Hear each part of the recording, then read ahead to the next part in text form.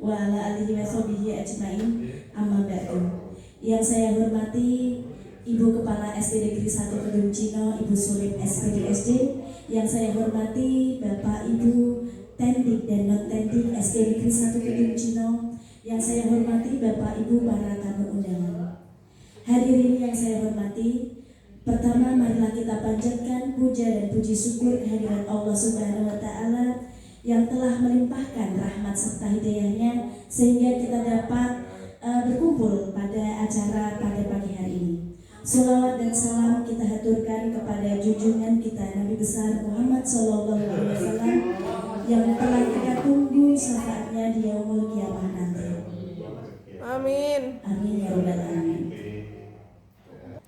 Pada kesempatan kali ini, senang sekali saya Afrilia Ika Widanarti dapat memandu acara diseminasi budaya positif pada hari Kamis tanggal 6 Juni 2024. Adapun susunan acara pada pagi hari ini, yang pertama pembukaan, yang kedua sambutan, acara yang ketiga diseminasi budaya positif, dan acara yang keempat sesi pertanyaan, dan yang terakhir adalah sesi penutup.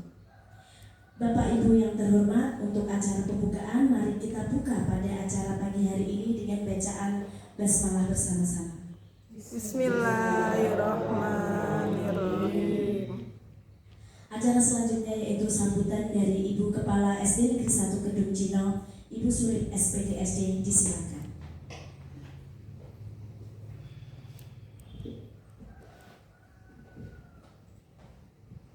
Bismillahirrahmanirrahim. Assalamualaikum warahmatullahi wabarakatuh. Waalaikumsalam warahmatullahi wabarakatuh. Yang terhormat Bapak Ibu Dewan Guru dan Tendik SD Negeri 1 Kedung Cino, yang terhormat Bapak Ibu tamu undangan, alhamdulillah wa syukurillah sampai pada siang hari ini kita masih selalu diberi kenikmatan yaitu nikmat sehat sehingga kita bisa menghadiri undangan diseminasi budaya positif.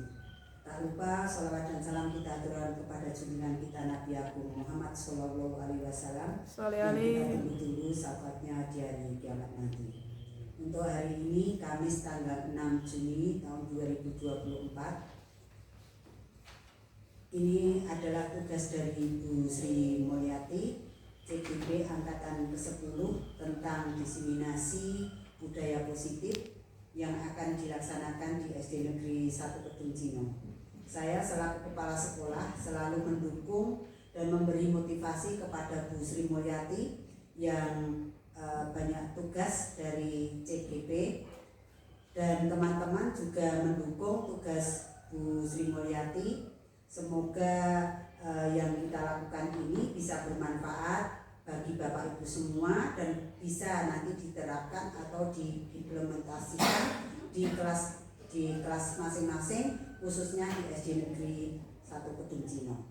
Itu saja sambutan dari saya, kurang lebihnya mohon maaf. Akhirul salam, wassalamualaikum warahmatullahi wabarakatuh.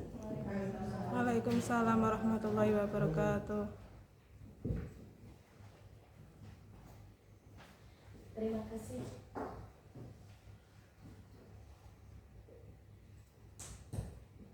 Terima kasih Bu Sulim atas sambutannya.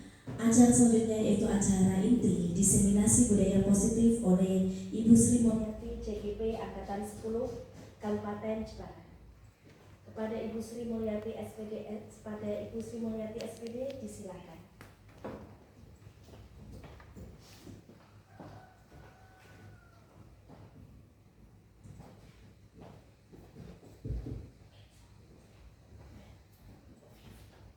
Terima kasih. Assalamualaikum warahmatullahi wabarakatuh. Waalaikumsalam warahmatullahi wabarakatuh.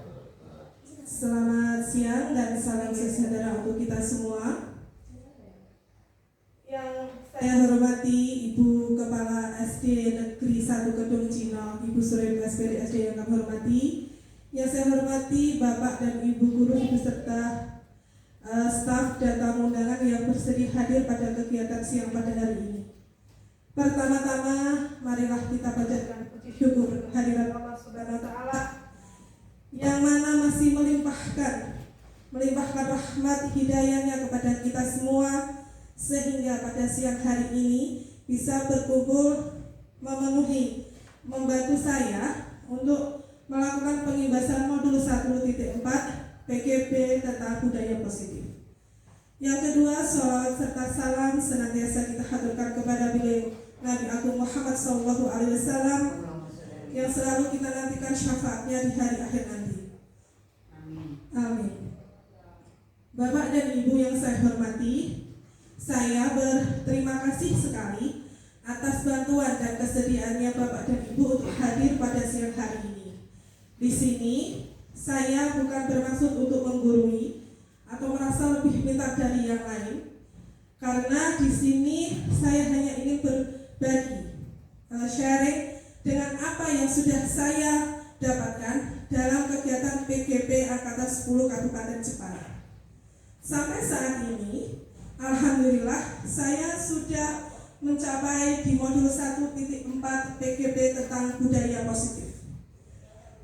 Untuk memenuhi tugas pada modul 1.4, saya diberikan tugas untuk melakukan diseminasi atau pengimbasan modul budaya positif yang sudah saya dapatkan untuk dibahaskan kepada teman-teman semua yang ada pada siang hari ini. Nah, saya rasa Bapak dan Ibu sudah tidak asing lagi untuk mendengarkan yang namanya budaya positif, ya, karena dari PKP 1 sampai sekarang ini masih tetap ada. Budaya positif, bagaimana sih cara kita untuk membangun budaya positif? Budaya positif pada kebiasaan yang sering kita lakukan yang membawa nilai-nilai yang baik.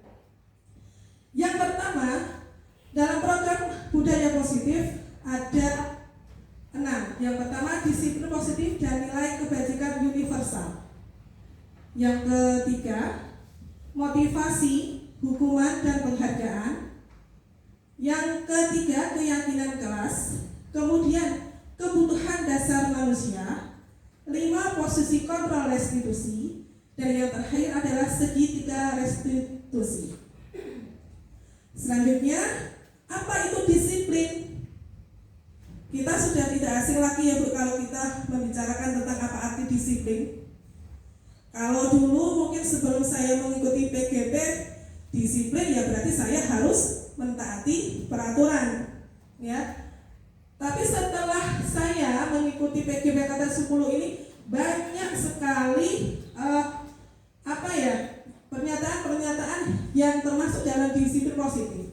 Di antaranya adalah salah satu dari Bapak Pendidikan kita Ki Hajar Dewantoro, tokoh nasional bidang pendidikan yang menyatakan bahwa syarat utamanya ada disiplin positif yaitu harus ada disiplin yang kuat untuk menciptakan murid yang merdeka. Disiplin yang dimaksud adalah disiplin diri yang memiliki motivasi internal. Jika kita tidak memiliki motivasi internal, maka kita memerlukan pihak lain untuk mendisiplinkan kita atau motivasi eksternal, motivasi dari luar. Bukan dari dalam diri kita sendiri. Sebagai pendidik, tujuan kita adalah menciptakan anak-anak yang memiliki disiplin diri sehingga mereka bisa berperilaku dengan mengacu pada nilai-nilai kebajikan universal dan memiliki motivasi intrinsik, bukan ekstrisik. Ini ada beberapa kegiatan yang kita lakukan sebagai awal, yaitu kegiatan Cobalah Buka. Ya, Cobalah Buka ini kita bisa lakukan secara berpasangan.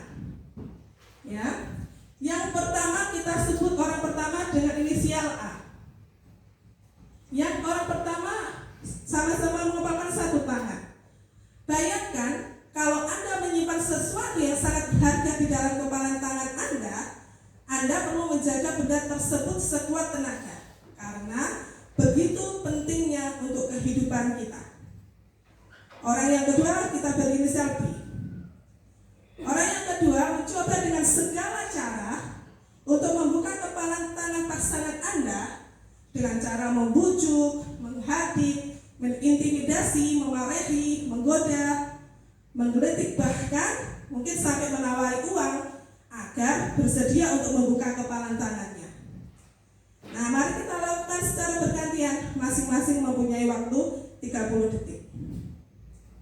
1, 2, 3, 4, 5, 6, 7, 8, 9, 10, 11, 12, 13, 14, 15, 16, 17, 18, 19, 20, 21, 22, 23, 24, 25, 26, 27, 28, 29, 30. Oke, mari kita berdiskusi. Apakah Anda atau teman Anda mau membuka kepalan tangannya? Mengapa? Dan alasannya apa? Membuka kepalan tangan Anda. Yang kedua, apakah Anda atau pasangan Anda menutup kepalan tangan Anda? Mengapa? Ada alasannya tetap menutup kepalan tangan Anda. Dalam kegiatan ini, sesungguhnya siapa yang memegang kendali atau kontrol untuk membuka atau menutup kepalan tangan? Menurut panjenengan, siapa yang mempunyai kontrol untuk membuka atau tidak membuka kepalan tangannya?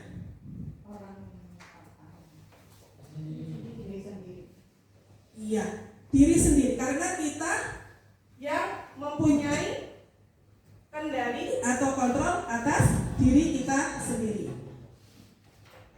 Selanjutnya, Dr. William Glasser dalam teori kontrol yang kemudian hari berkembang dan dinamakan choice theory meluruskan beberapa miskonsepsi dengan makna kontrol.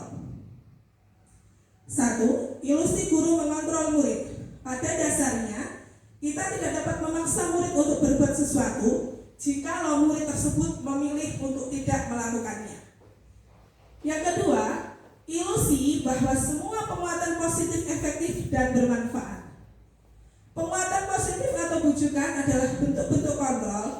Dalam jangka waktu tertentu, kemungkinan murid tersebut akan menyadarinya dan mencoba untuk menolak bujukan kita atau bisa menjadi murid tersebut. Menjadi tergantung pada pendapat sang guru untuk berusaha. Ilusi yang ketiga adalah bahwa kritik dan membuat orang merasa bersalah dapat menguatkan karakter. Menggunakan kritik dan rasa bersalah untuk mengontrol murid menuju pada identitas gagal. Mereka belajar untuk merasa buruk tentang diri mereka. Ilusi yang terakhir adalah bahwa orang dewasa memiliki hak untuk memaksa. Orang dewasa akan menyadari bahwa perilaku memaksa tidak akan efektif untuk jangka waktu yang panjang dan sebuah hubungan permusuhan akan terbentuk. Nah, apakah nilai-nilai kebajikan yang ada? Tentu Bapak dan Ibu sudah hafal betul ya, nilai-nilai kebajikan itu ada apa saja? Ya, dalam profil pelajar Pancasila ada beriman dan bertakwa kepada Tuhan Yang Maha Esa, berakhlak mulia, mandiri, bernalar kritis, berkebinekaan global, gotong royong, dan kreatif. Ya, ini ada sebuah kasus. Mari kita menganalisis bersama. Di situ ada Rangga kurang menguasai pelajaran matematika, sehingga pada saat pelajaran tersebut berlangsung, dia lebih banyak berdiam diri atau menggambar di buku pelajarannya. Pada saat guru matematikanya Pak Aldi menanyakan pertanyaan, Rangga menjadi gugup dan tak sengaja menjatuhkan tasnya dari kursi, serta tiba-tiba menjadi gagap pada saat berupaya menjawab. Seluruh kelas pun tertawa melihat perilaku Rangga yang berbicara tergagap dan terkejut tersebut. Pak Aldi pada saat itu membiarkan teman-teman Rangga menertawakan Rangga yang tergagap dan malu luar biasa. Dan malahan minta Rangga untuk maju ke depan dan berdiri di depan kelas sambil menunjuk hidungnya karena tidak bisa menjawab pertanyaan Pak Aldi. Kelas makin gaduh dan anak-anak pun tertawa melihat Rangga di depan kelas memegang ujung hidungnya. Menurut Bapak dan Ibu setuju tidak dengan tindakan Pak Aldi tersebut? Tidak. Kenapa ya? Apakah yang dilakukan Pak Aldi itu sebagai bentuk hukuman atau konsekuensi?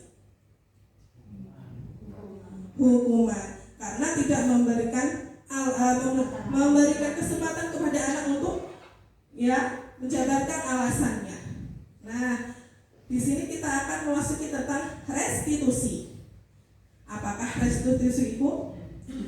Apakah perbedaan antara hukuman, konsekuensi, dan restitusi? Hukuman bersifat tidak terencana atau tiba-tiba. Anak atau murid tidak tahu apa yang akan terjadi dan tidak dilibatkan. Hukuman bersifat satu arah dari pihak guru yang memberikan, dan murid hanya menerima suatu hukuman tanpa melalui suatu kesepakatan atau pengarahan dari pihak guru, baik sebelum dan sesudahnya. Hukuman yang diberikan bisa berupa fisik maupun psikis. Murid atau anak disakiti oleh suatu perbedaan atau kata-kata. Sementara disiplin dalam bentuk konsekuensi sudah terencana atau sudah disepakati, sudah dibahas dan disetujui oleh murid dan guru. Umumnya bentuk-bentuk konsekuensi dibuat oleh pihak sekolah atau pihak guru, dan murid sudah mengetahui sebelumnya konsekuensi yang diterima bila ada pelanggaran. Pada konsekuensi, murid tetap dibuat tidak nyaman dalam jangka waktu yang pendek. Bagaimana kalau kita dihukum dengan penghargaan? Biasanya kan kalau anak-anak diberi penghargaan akan merasa senang ya Bu. Tapi ternyata penghargaan itu juga mempunyai dampak yang negatif. Nah, dampaknya kenapa? Penghargaan itu memberikan pengaruh jangka pendek dan jangka panjang. Penghargaan juga bisa menghukum, mengurangi ketepatan, tidak efektif, merusak hubungan, menurunkan kualitas, mematikan kreativitas, serta mengurangi motivasi intrinsik. Penghargaan yang diberikan kepada murid dengan cara yang tidak tepat dapat berdampak negatif, bahkan dapat mengurangi motivasi intrinsik murid. Ini bertentangan dengan prinsip-prinsip positif, yakni menumbuhkan motivasi intrinsik dalam diri murid. Oleh karena itu, jika kita ingin menumbuhkan kesadaran dalam diri murid, kita perlu menghindari pemberian penghargaan. Selanjutnya, restitusi. Kita balik ke restitusi Bu, karena hukuman dan konsekuensi sudah dijelaskan. Restitusi adalah proses menciptakan kondisi bagi murid untuk memperbaiki kesalahan mereka, sehingga mereka bisa kembali pada kelompok mereka dengan karakter yang lebih kuat. Menurut Gosen 2004. Restitusi juga merupakan proses kolaboratif yang mengajarkan murid untuk mencari solusi untuk masalah mereka dan membantu murid berpikir tentang orang seperti apa yang mereka inginkan dan bagaimana mereka harus memperlakukan orang lain. Restitusi sebuah pendekatan untuk menciptakan disiplin positif.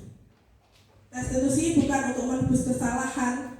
Ini adalah salah ciri-ciri dari restitusi. Bukan untuk menebus kesalahan, namun untuk belajar dari kesalahan. Untuk memperbaiki hubungan, tawaran bukan paksaan, menuntun untuk melihat ke dalam diri, fokus pada karakter bukan tindakan. Restitusi fokus pada solusi, mencari kebutuhan dasar yang mendasari tindakan adalah cara yang paling baik untuk menguatkan.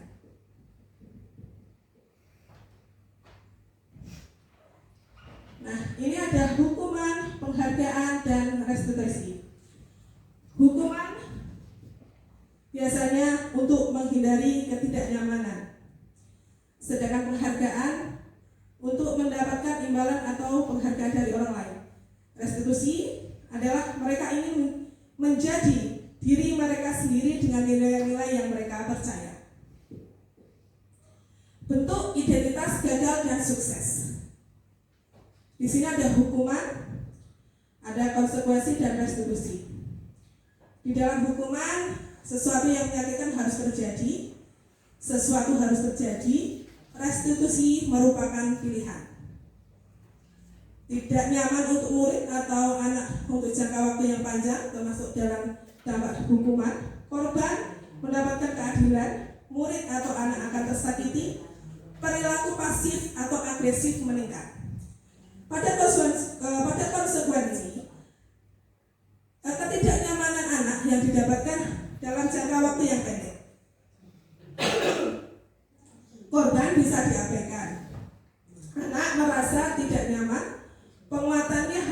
bertahan beberapa saja. Sedangkan dalam restitusi, penguatan pada anak dilakukan dalam waktu yang panjang. Korban mendapatkan ganti serta mendapat penguatan dan akhirnya masalah dapat terselesaikan. Selanjutnya tentang keyakinan kelas. Apa itu keyakinan kelas? Tentu saja Bapak dan Ibu sudah ada keyakinan kelas pada masing-masing kelasnya ya. Sebelum kita membuat keyakinan kelas, terlebih dahulu kita harus membuat kesepakatan kelas agar bisa membuat keyakinan kelas yang berdampak positif pada anak-anak didik kita. Mengapa sih harus keyakinan kelas? Kenapa tidak peraturan saja? Keyakinan seseorang akan lebih memotivasi seseorang dari dalam agar lebih tergerak dan bersemangat untuk menjalankan keyakinannya daripada hanya sekedar mengikuti serangkaian peraturan tertulis tanpa makna.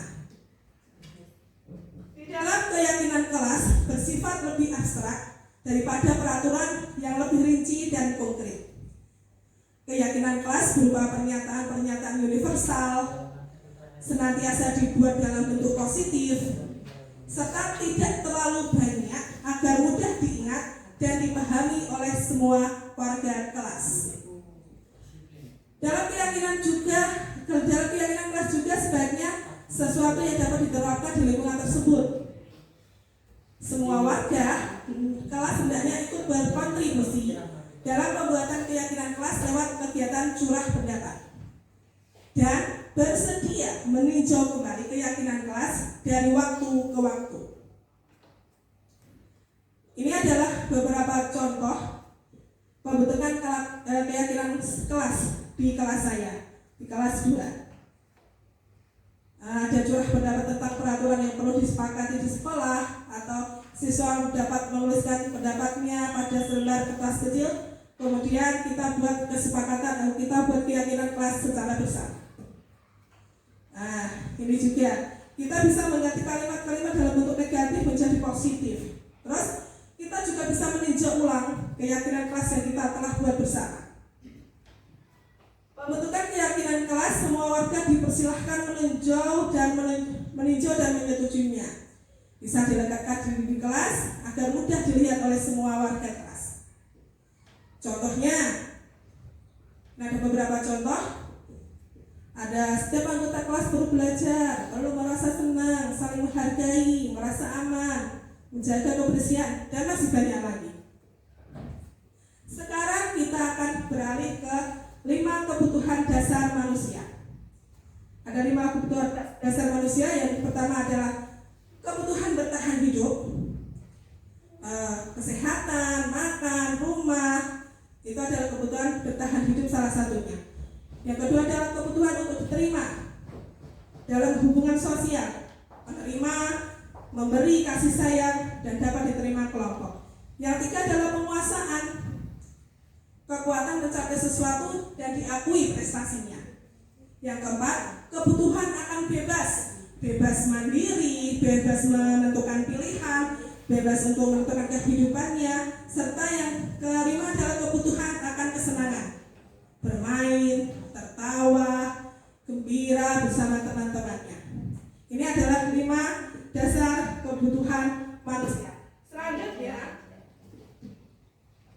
setelah kebutuhan dasar manusia, kita akan belajar tentang 5 posisi kontrol guru.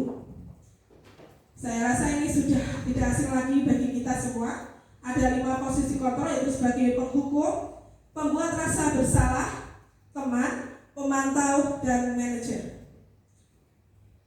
Pada posisi kontrol penghukum, contohnya menghadik, menunjuk-nunjuk, berkacak pinggang, membentak. Apa sih dampaknya? Dampaknya anak akan menjadi pendendam, membenci guru dengan cara mengajar, dan penguatannya berdampak negatif dalam waktu yang panjang. Kemudian yang posisi pembuat merasa bersalah, contohnya suaranya cenderung lembut, tenang, namun kata-katanya menyalahkan muridnya. Ya, dampaknya apa? Murid akan merasa rendah diri, menarik diri dari lingkungan karena dia tidak membuat senang orang lain. Kalau di posisi teman, guru cenderung ramah serta bersedia guru dengan muridnya. Dampaknya apa? Tentu saja murid merasa tidak mandiri karena mempunyai ketergantungan dengan orang lain atau dengan gurunya. Yang keempat adalah posisi pemantau. Contohnya tercipta identitas positif, suara datar cenderung formal. Misalnya, dampaknya apa? Murid akan menghitung konsekuensi dan hadiah tanpa memahami sepenuhnya. Nilai kebajikan yang dituju tidak semuanya mandiri. Bagaimana guru sebagai manajer? Ini adalah posisi kontrol yang paling disarankan untuk membimbing murid. Netral, tidak emosi, tidak marah, tidak terlalu ramah. Guru membimbing murid memecahkan masalah, agar murid memiliki disiplin yang positif, yaitu mandiri dan bertanggung jawab. Dampaknya pasti anak akan menjadi mandiri, percaya diri, dan dalam menghadapi kesalahan atau permasalahan anak dapat menemukan caranya untuk menyelesaikan permasalahannya. Selanjutnya setelah 5 posisi kontrol adalah segitiga restitusi. Di sini segitiga restitusi adalah yang pertama menstabilkan identitas, yang kedua validasi tindakan yang salah, yang ketiga adalah menanyakan keyakinan. Apa itu sih segitiga restitusi? Segitiga restitusi adalah proses menciptakan kondisi bagi murid untuk memperbaiki kesalahannya sehingga karakter mereka lebih kuat ketika kembali pada kelompoknya. Tadi sudah disebutkan, tahapan yang utama adalah menstabilkan identitas. Membuat kesalahan adalah bagian dari proses pembelajaran. Menggeser identitas murid jadi gagal ke sukses. Jangan mengkritik murid yang mengalami identitas gagal. Bagaimana caranya? Ajukan pertanyaan. Yang pertama, membuat kesalahan sesuatu yang wajar. Manusia tidak ada yang sempurna. Jika kita memperbaiki kesalahan ini, saya tidak menanyakan kesalahan, tetap fokus memperbaiki masalah ini. Apakah saat ini kamu telah menjadi orang yang baik bagi dirimu sendiri? Itu salah satu pertanyaan, contoh-contoh pertanyaan untuk menstabilkan identitas. Yang kedua adalah validasi tindakan yang salah. Berfungsi pada setiap perilaku, berupaya memenuhi suatu kebutuhan. Guru bergeser dari pemikiran stimulus respon ke proaktif, serta mengenali dan mengakui kebutuhan murid. Bagaimana sih pertanyaan dalam validasi tindakan yang salah ini? Contohnya adalah sebagai berikut. Kamu bisa saja bertindak gegabah lebih dari ini. Kamu bukan melakukan tanpa suatu alasan. Kamu melakukannya karena mempertahankan suatu yang penting. Kamu bisa mempelajari perilaku baru lebih efektif. Bersediakah kamu mempelajarinya? Yang ketiga adalah menanyakan keyakinan. Teori kontrol menyatakan bahwa pada dasarnya kita termotivasi secara intrinsik saat perilaku divalidasi dan identitas sukses telah stabil. Maka murid siap mengaitkan dengan tindakan yang salah. Pertanyaannya sebagai anggota kelas. Nah, ini contoh pelaksanaan segitiga restitusi di kelas saya. Nah, demikian Bapak dan Ibu diseminasi saya tentang budaya positif yang menjadi tugas saya pada modul 1.4 pada PGB Angkatan 10 Kabupaten Jepara. Semoga bermanfaat bagi semua, khususnya pada diri saya sendiri. Atas perhatiannya saya ucapkan terima kasih. Mohon maaf atas segala kesalahan dan kekhilafan. Wabillahi taufiq wal hidayah. Wassalamualaikum warahmatullahi wabarakatuh. Waalaikumsalam.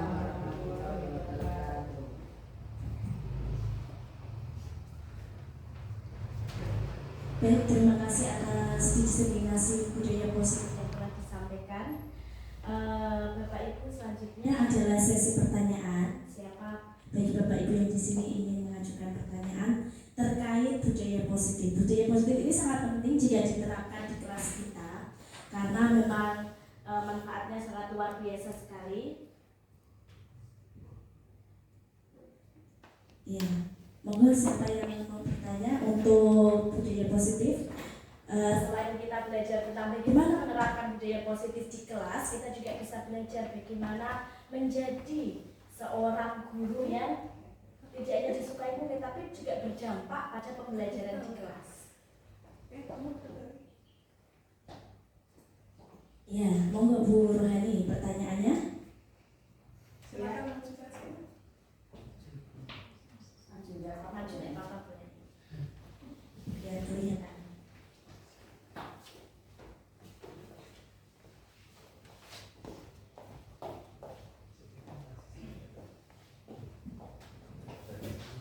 Terima kasih atas waktu yang diberikan. Yang saya tanyakan, bagaimana dampak dari suatu pelanggaran yang pada umumnya hukuman dan konsekuensi serta bagaimana dampak dari disiplin positif yang disebut sebagai restitusi tadi. Kemudian pertanyaan saya, terima kasih.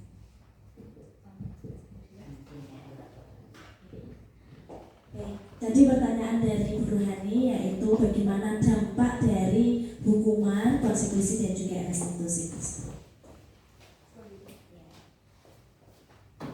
Terima kasih Pak Premier. Terima kasih atas pertanyaannya. Pertanyaannya, Sangat bagus sekali. bagaimana sih dampak dari hukuman, konsekuensi serta restitusi yang sudah saya jabarkan tadi.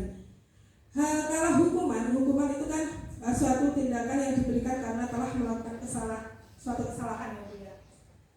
Dampaknya seperti apa? Kita tidak memberi celah, tidak memberi kesempatan kepada anak untuk mengatakan alasannya kenapa anak tersebut melakukan kesalahan. Terus sebagai guru kita langsung memberi hukuman. Dampaknya pasti kan anak merasa tersakiti, hatinya sakit. Aku kok langsung dikasih hukuman. Padahal aku punya alasan untuk melakukannya. Nah, sehingga kalau anak sudah merasa tersakiti, maka posesif agresifnya dia akan meningkat. Sehingga apa? Itu akan penguatan negatif yang dia terima dari sikap yang dilakukan oleh guru, itu akan mempunyai dampak yang berkepanjangan dan berkelanjutan. Menjadi seorang anak yang pemberontak, labil, serta emosi, lebih cepat emosi. Sedangkan konsekuensi adalah akibat yang dilakukan ketika kita melakukan sebuah kesalahan. Masih ada dampaknya? Dampaknya ada. Yang pertama, anak akan merasa tidak nyaman. Dan penguatan positif yang diberikan gurunya hanya bertahan dalam waktu jangka yang pendek. Jadi anak akan cenderung untuk mengulangi kesalahannya lagi.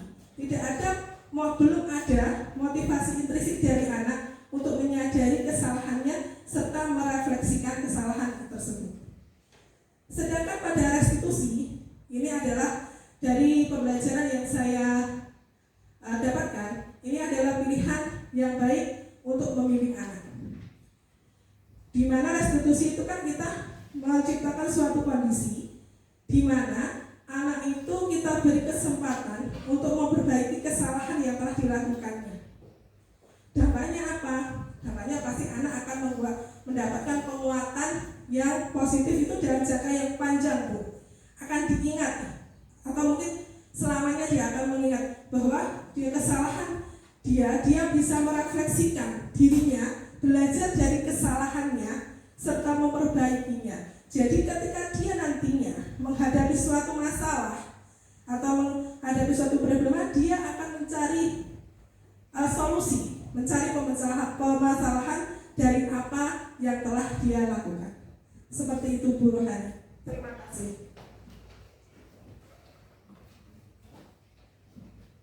Baik, jadi kalau untuk restitusi itu berarti anak sendiri yang mencari solusinya, Bu. Jadi dia mencari solusinya sendiri, dia ada masalah sendiri, tapi mencari juga. Tapi kalau hukuman itu kan nanti dia berdampak ke depannya itu sampai ke depannya dia itu mentalnya akan masih ada dampaknya. Tapi kalau misalkan yang konstitusi, walaupun itu ada tanggung jawabnya hanya sedikit saja. Jadi yang memang paling bagus menurut dari modul JGP itu memang dari restitusi itu, karena anak sendiri yang mengalami permasalahan dan anak sendiri juga yang mengambil solusinya, ya, mencari solusinya. Baik, apakah ada pertanyaan yang kedua? Ya, Pak Ivan, monggo ke depan.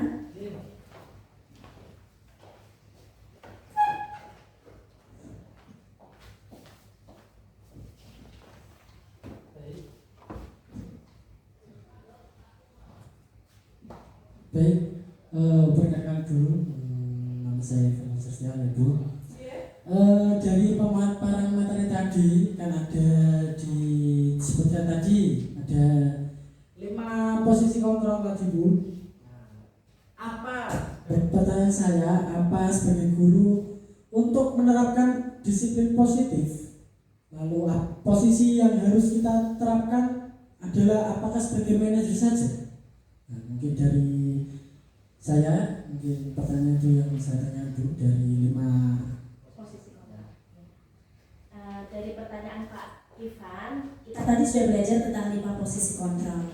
Lalu apakah kita hanya sebaiknya menerapkan yang posisi sebagai manajer saja untuk yang terbaiknya, ataukah ini mungkin bisa menyesuaikan mana posisi kontrol yang harus kita pakai saat di kelas?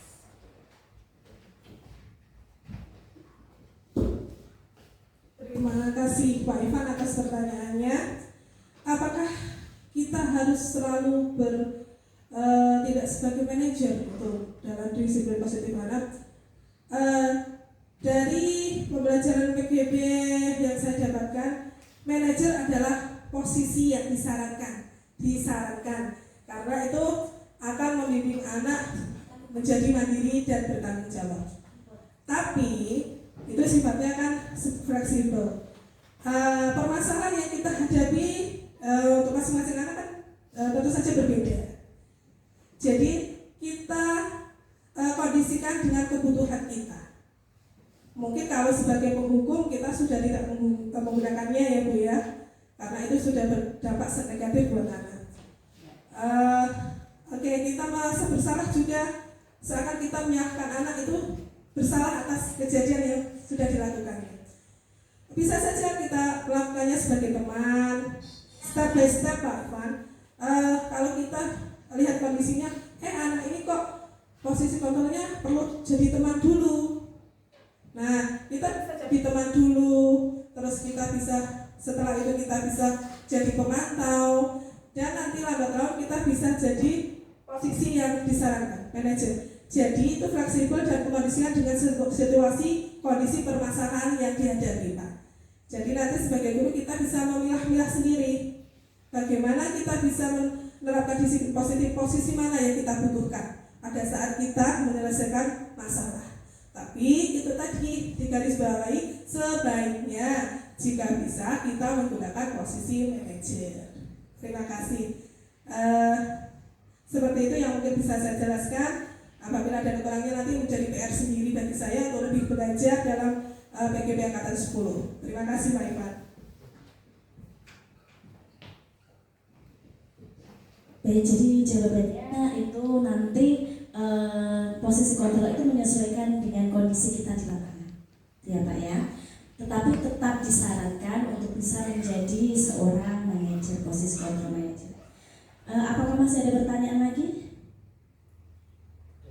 Tidak ada. Jadi saya rasa acara diseminasi budaya positif pada pagi hari ini cukup. Kita tutup acara pada pagi hari ini dengan bacaan hamdalah bersama-sama. Alhamdulillahirobbilalamin. Saya selaku pembawa acara mohon undur diri dan mohon maaf apabila dalam membimbing acara ini adanya kesalahan. Wabillahi taufiq wal hidayah. Wassalamualaikum warahmatullahi wabarakatuh. Waalaikumsalam warahmatullahi wabarakatuh.